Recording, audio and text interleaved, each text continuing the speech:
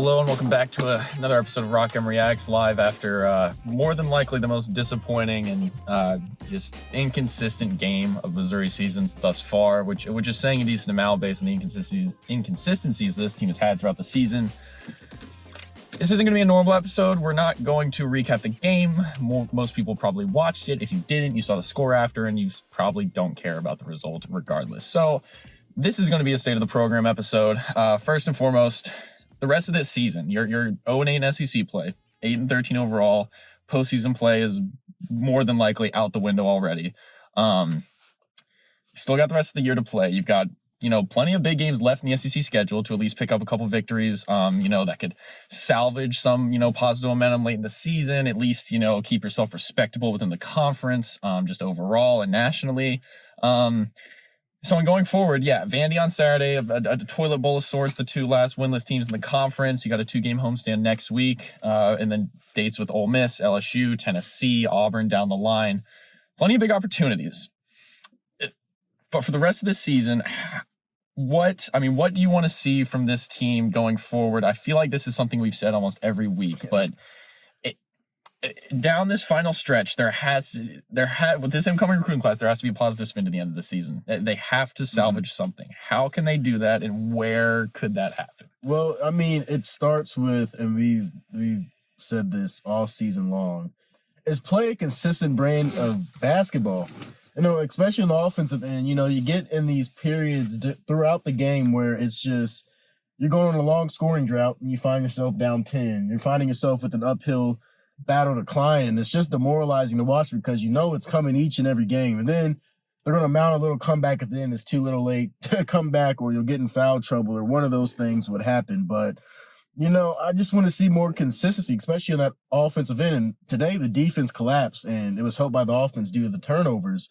But, it's kind of a bleak short-term outlook. And like Jim Mora said, it's Jim Mora. I think it's Jim Mora. I don't even know if we'll win a game. We got to win a game here or something like that. And looking at the schedule, we said coming into, I believe, this week or these next 3 stretch of games, South Carolina, Arkansas, and Vanderbilt, that, hopefully you can get some momentum going here, because it's probably really the last time you'll be able to do it. But I just want to see some consistent basketball. I don't want to see these scoring droughts and teams just finding creative ways to beat Missouri. The past few games has been what teams have been getting in Missouri in foul trouble, getting to the free throw line. Today, they were able to get so many points in the paint, just fast break points, this and that. So it's got to be cleaner basketball. And I don't know if it's, this team just not going out there and executing. I don't know if it's really just a talent issue, but, you're going to have to build some positive momentum eventually going forward, and I just don't know where that'll come from. And I thought it would be tonight, but it wasn't. Yeah, this was the game. You had circled on the calendar after this rough start to the SEC play, say, hey, you can get this win, then potentially move on to Vandy, pick up a second straight win, and maybe build some late season momentum.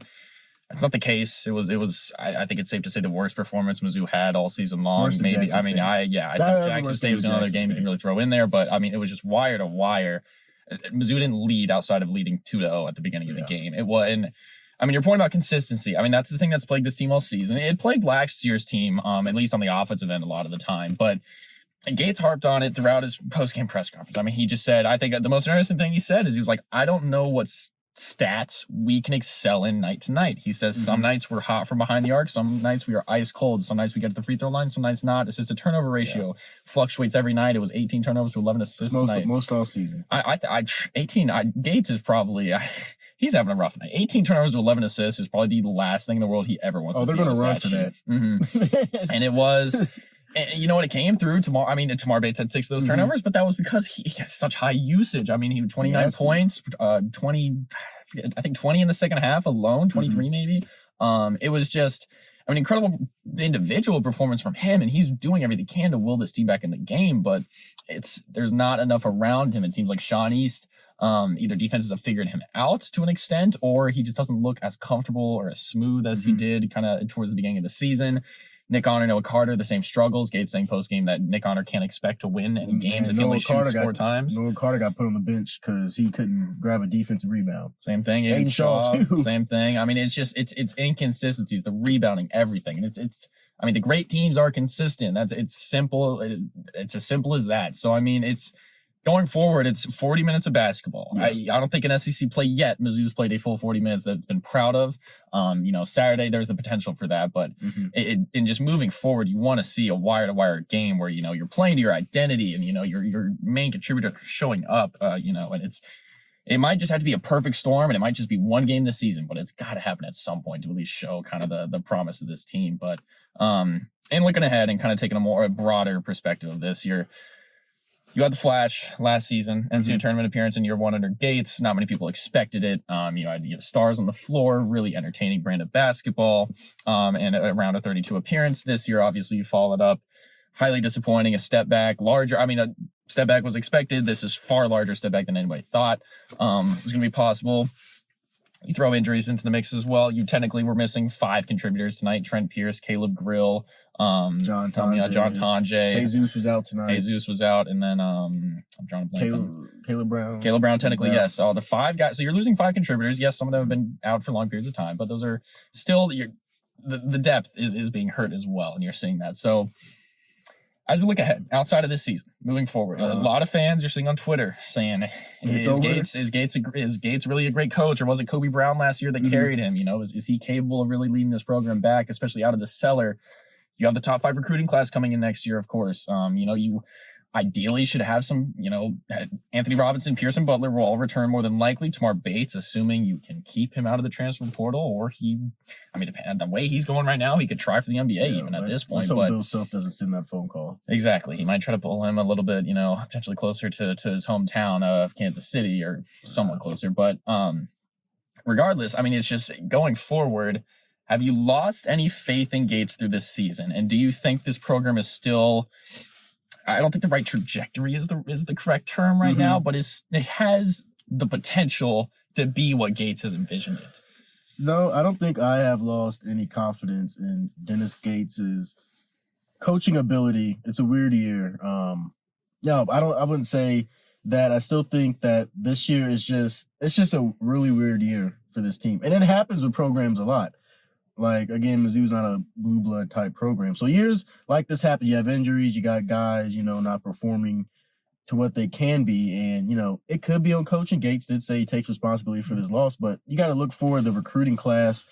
You come in and, teams pop up and fall down each year. Look at Arkansas this year and look at a team like South Carolina. It happens. And I think I've made this comparison before, and I was only 6 years old, so I don't really remember much of it all. But Mike Anderson went 18-12 his first year, went 500 his second year before going to the Elite Eight. So, no, I don't think a lot of people, of course, are going to be down, overreact this year. But I would say personally, I think Dennis Gates is still a really good coach, and they're losing games where it's either close or they're in it. They still play hard, they still fight hard, and it's not like the doom and gloom like the Kim Anderson years where you're getting blown out night in and night out, or Conzo Martin's teams at the end. Like it still feels kind of different. It's just that it just sucks that it has to be this year. But I'd rather it, just get it out the way early, because you do have a very good recruiting class, and you see on Twitter or X, whatever it's called, every night, some Mizzou recruit performing well. So it's just kind of weathering the storm, weathering the adversity, and guys like the freshmen, the younger guys that'll be back next year, they're probably they can take this experience and learn from it. I believe I said this the last time we were recording. You can kind of relate it to kind of like the football team. They were down. Drinkwitz, it took him 3-4 years to build in this dream season that we saw over here in Furrow Field. So you can possibly see the same thing brewing more quickly with the basketball program, in my opinion. Yeah, and I think it's, for me personally, I think the sign of a failing program is not, necessarily getting, suffering a disappointing defeat like this. It is the culture faltering. Inside the building, is the team and the coaching staff, are they still believing? Are they still connected? And, coming out with some fire night to night. You can't deny that Mizzou is doing that. They came out flat tonight.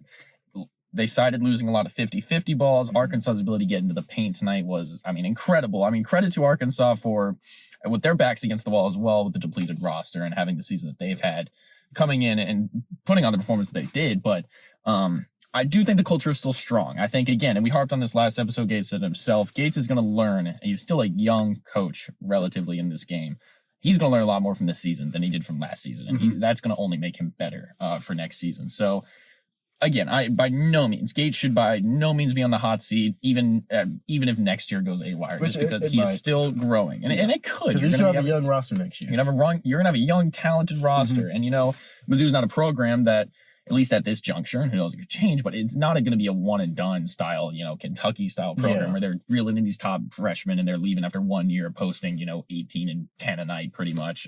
So they could, and that would be nice. That would be great. That would be great. But this program is built on strong culture, developing players, and having guys that people really, really can get behind and play for. I don't see that changing.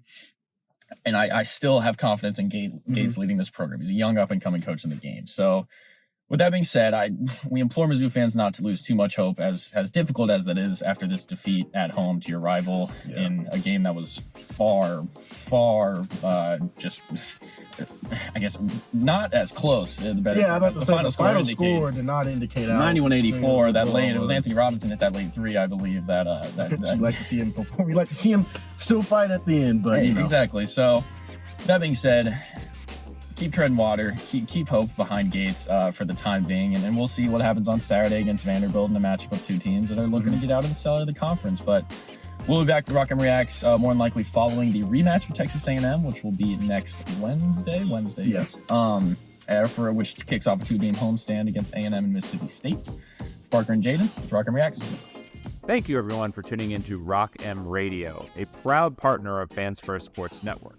If you enjoyed this episode and would like to see more just like it beamed directly into your personal device, just click the subscribe button below. And you can find this podcast through the Apple Podcast app or for iPhone, or the Google Podcast app for Android, or whatever app you use to listen to your podcast. We are also available on Spotify. Just search for Rock M Radio. And if you like other sports, Fans First Sports Network is a podcast network that has coverage of all other teams, Major League Baseball, MLS, NFL, whatever you want to listen and read about. It is a great network full of really fantastic podcasts. So look them up and subscribe to any and all of those podcasts. Rock M Radio will be back with more episodes coming soon. Thanks.